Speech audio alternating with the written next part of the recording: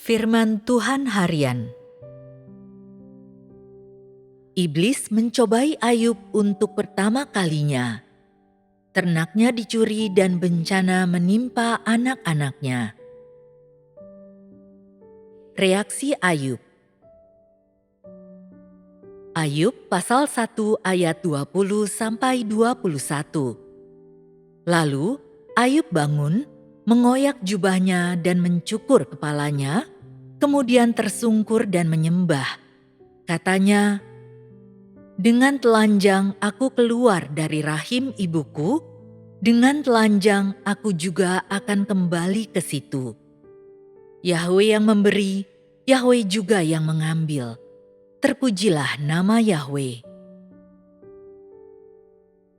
Inisiatif Ayub untuk mengembalikan semua yang dia miliki berasal dari rasa takutnya akan Tuhan. Setelah Tuhan berkata kepada iblis, "Lihat, segala yang dipunyainya ada di tanganmu, hanya jangan ulurkan tanganmu terhadap dia." Iblis pergi. Segera setelah itu, Ayub mengalami serangan yang tiba-tiba dan dahsyat. Pertama, lembu sapi dan keledainya dijarah, dan sebagian hamba-hambanya dibunuh. Selanjutnya, kambing domba dan sebagian hamba-hambanya yang lain tewas terbakar. Setelah itu, unta-untanya diambil, dan lebih banyak lagi hamba-hambanya dibunuh. Akhirnya, nyawa putra dan putrinya diambil. Rangkaian serangan ini adalah siksaan yang diderita Ayub selama pencobaan pertama. Sebagaimana diperintahkan Tuhan, selama semua serangan ini, iblis hanya menyasar harta benda Ayub dan anak-anaknya dan tidak mencelakai Ayub itu sendiri.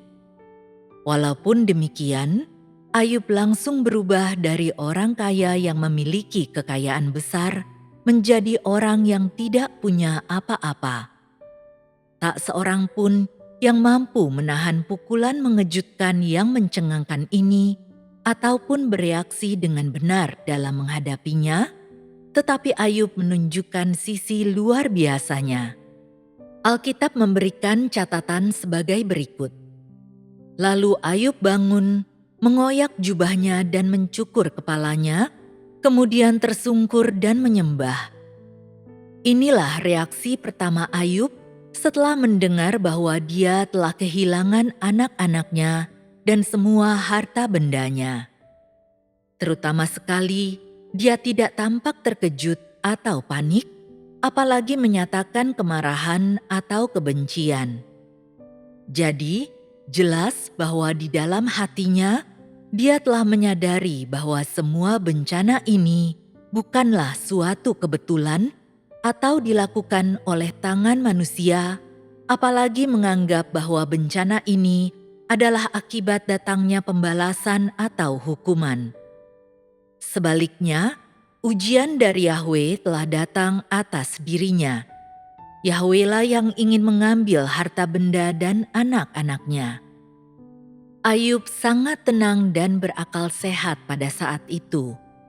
Kemanusiaannya yang tak bercela dan jujur membuat dia dapat secara rasional dan alami membuat penilaian dan keputusan yang tepat tentang bencana yang menimpa dirinya, dan karena itu dia berperilaku dengan ketenangan yang luar biasa.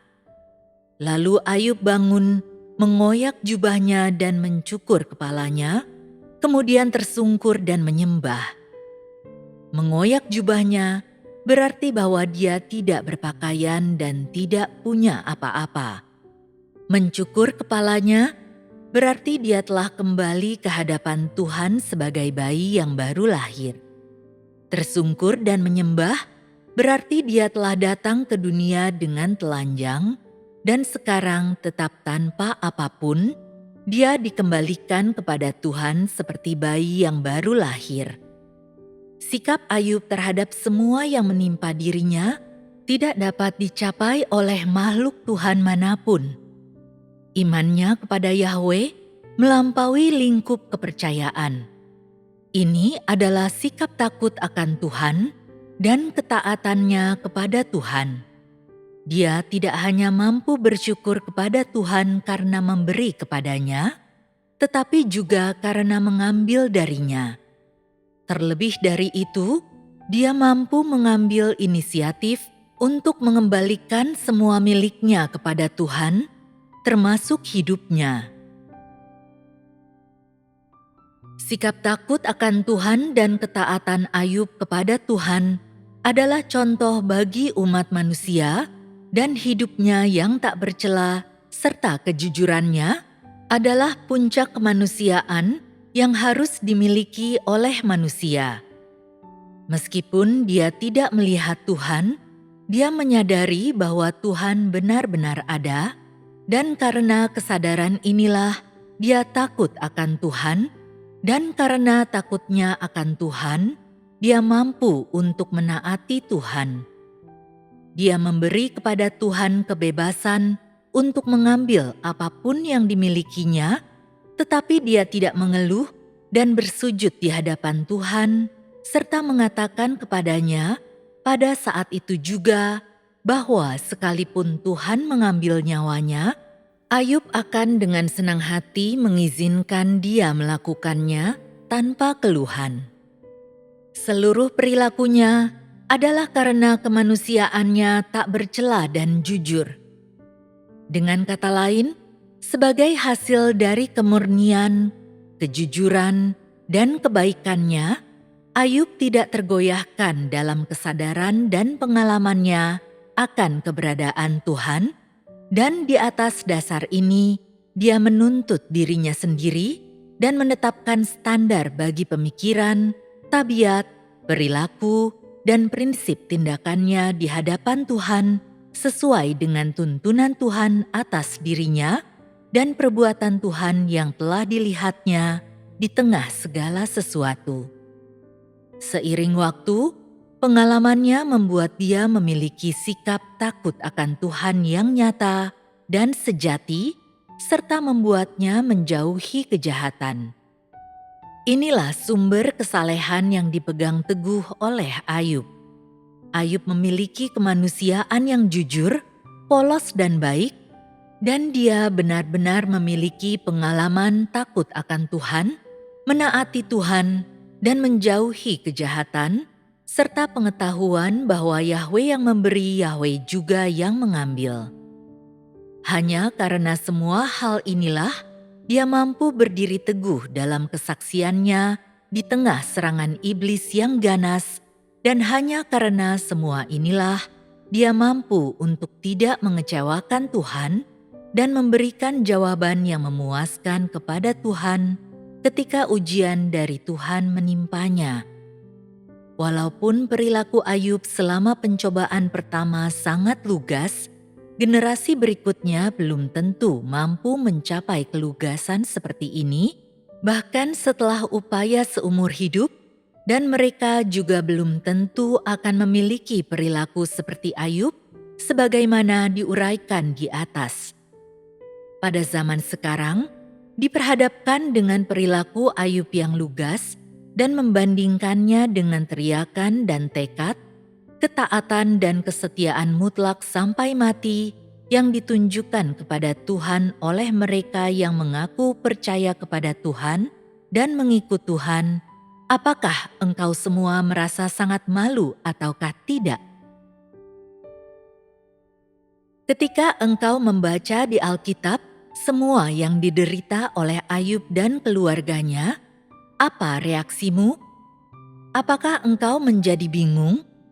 Apakah engkau tercengang? Dapatkah ujian yang menimpa Ayub digambarkan sebagai sesuatu yang mengerikan?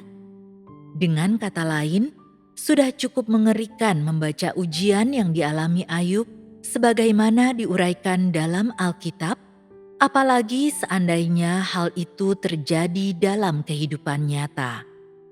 Jadi, jelas bahwa apa yang menimpa Ayub bukanlah kegiatan latihan, tetapi peperangan nyata yang menampilkan senjata dan peluru yang sebenarnya. Namun, oleh tangan siapakah dia mengalami ujian ini? Tentu saja, ujian tersebut adalah pekerjaan iblis, dan iblis melakukan hal-hal ini dengan tangannya sendiri. Meskipun demikian, hal-hal ini diizinkan oleh Tuhan. Apakah Tuhan memberitahu iblis bagaimana cara mencobai Ayub? Tuhan tidak memberitahukannya. Tuhan hanya memberikan satu syarat yang harus dipatuhi iblis, dan kemudian pencobaan menimpa Ayub. Ketika pencobaan itu menimpa Ayub, itu memberi manusia perasaan tentang kejahatan dan keburukan iblis, kedengkian dan kebenciannya terhadap manusia, dan permusuhannya terhadap Tuhan. Dalam hal ini, kita melihat bahwa betapa kejamnya pencobaan ini tidak dapat diungkapkan dengan kata-kata. Dapat dikatakan bahwa natur jahat iblis yang suka mengganggu manusia dan wajahnya yang buruk sepenuhnya terungkap pada saat ini. Iblis memanfaatkan kesempatan ini, kesempatan yang diberikan atas izin Tuhan untuk membuat Ayub mengalami penyiksaan yang ganas dan kejam, yang cara dan tingkat kekejamannya tidak dapat dibayangkan dan sama sekali tidak tertahankan oleh manusia zaman sekarang. Daripada mengatakan bahwa Ayub dicobai iblis dan bahwa dia berdiri teguh dalam kesaksiannya selama pencobaan ini, lebih baik mengatakan bahwa dalam ujian yang ditetapkan baginya oleh Tuhan, Ayub memulai peperangan melawan iblis untuk melindungi hidupnya yang tak bercela dan kejujurannya, dan mempertahankan jalannya yang takut akan Tuhan dan menjauhi kejahatan. Dalam peperangan ini, Ayub kehilangan sekawanan besar kambing domba, dia kehilangan semua harta bendanya, dan dia kehilangan putra-putrinya. Namun, dia tidak meninggalkan hidupnya yang tak bercela, kejujuran, atau rasa takutnya akan Tuhan. Dengan kata lain, dalam peperangan melawan iblis ini, Ayub lebih suka kehilangan harta benda dan anak-anaknya daripada kehilangan hidupnya yang tak bercela, kejujuran, dan rasa takutnya akan Tuhan. Dia lebih suka berpegang teguh pada prinsip mengenai apa arti menjadi manusia. Alkitab memberikan catatan singkat mengenai seluruh proses bagaimana Ayub kehilangan harta bendanya dan juga mencatat perilaku dan sikap Ayub. Catatan pendek dan singkat ini memberi kesan bahwa Ayub tidak begitu kalut dalam menghadapi pencobaan ini. Tetapi jika apa yang sebenarnya terjadi harus diulang kembali, dengan mempertimbangkan juga natur jahat si iblis, maka segala sesuatunya tidak akan sesederhana atau semudah seperti yang diuraikan dalam kalimat-kalimat ini. Kenyataannya jauh lebih kejam. Seperti itulah tingkat kehancuran dan kebencian dengan mana iblis memperlakukan umat manusia dan semua orang yang diperkenan oleh Tuhan. Jika Tuhan tidak meminta agar iblis tidak mencelakai Ayub, iblis pasti akan membunuhnya tanpa rasa bersalah.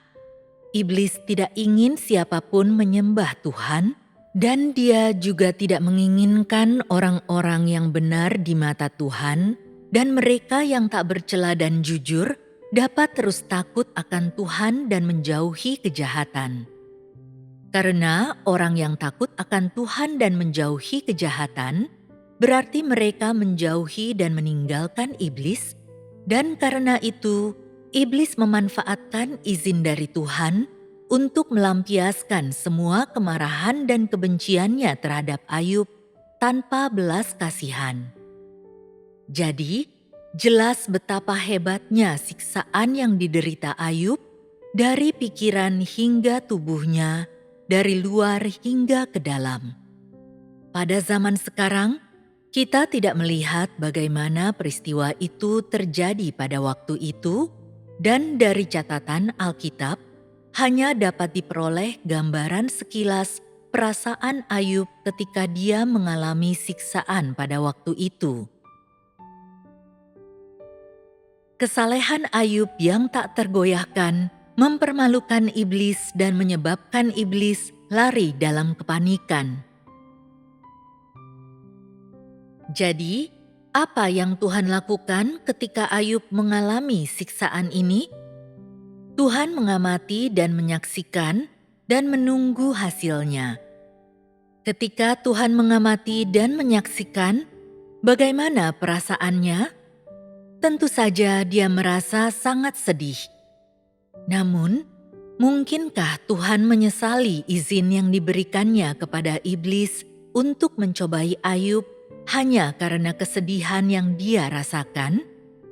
Jawabannya adalah tidak. Dia tidak mungkin merasakan penyesalan seperti itu. Karena dia sangat yakin bahwa Ayub tak bercela dan jujur, bahwa dia takut akan Tuhan dan menjauhi kejahatan. Tuhan telah memberi iblis kesempatan untuk membuktikan kebenaran Ayub di hadapan Tuhan dan mengungkapkan kejahatan dan kekejiannya sendiri. Selain itu, ini adalah kesempatan bagi Ayub untuk membuktikan kebenarannya dan sikapnya yang takut akan Tuhan dan menjauhi kejahatan di hadapan manusia di dunia, iblis, dan bahkan semua orang yang mengikut Tuhan. Apakah hasil akhirnya membuktikan bahwa penilaian Tuhan akan Ayub benar dan tanpa kesalahan? Apakah Ayub benar-benar mengalahkan iblis? Di sini kita membaca kata-kata klasik yang diucapkan oleh Ayub. Perkataan yang merupakan bukti bahwa dia telah mengalahkan iblis. Dia berkata, "Dengan telanjang aku keluar dari rahim ibuku, dengan telanjang aku juga akan kembali ke situ." Inilah sikap ketaatan Ayub kepada Tuhan. Selanjutnya dia berkata, "Yahwe yang memberi, Yahwe juga yang mengambil. Terpujilah nama Yahwe." Perkataan yang diucapkan oleh Ayub ini membuktikan bahwa Tuhan mengamati kedalaman hati manusia, bahwa Dia mampu melihat ke dalam pikiran manusia, dan kata-kata ini membuktikan bahwa perkenanannya atas Ayub adalah tanpa kesalahan, bahwa orang yang diperkenan Tuhan ini adalah orang yang benar. Yahwe yang memberi, Yahwe juga yang mengambil. Terpujilah nama Yahwe. Perkataan ini adalah kesaksian Ayub kepada Tuhan. Perkataan sederhana inilah yang menakutkan iblis, yang mempermalukannya dan menyebabkannya melarikan diri dalam kepanikan, dan selain itu, yang membelenggu iblis dan membuatnya tidak berdaya.